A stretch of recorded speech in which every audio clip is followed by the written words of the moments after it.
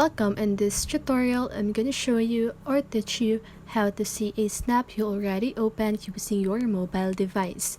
So if you want to know how I did it, just keep on watching. So first of all, if you're using Android phone, don't worry because the process is still the same.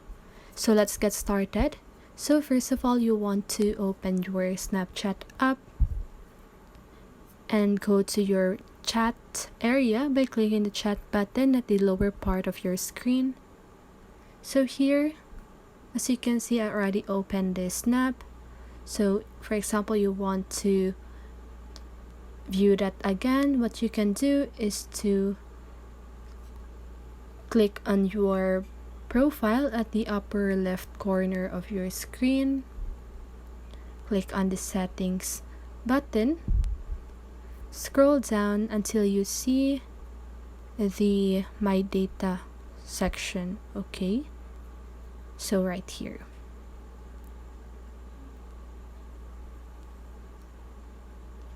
So now once you've entered here, once you've clicked on My Data, you want to scroll down, and here you want to just go ahead and type your email address right here, and you need to click on Submit Request after that.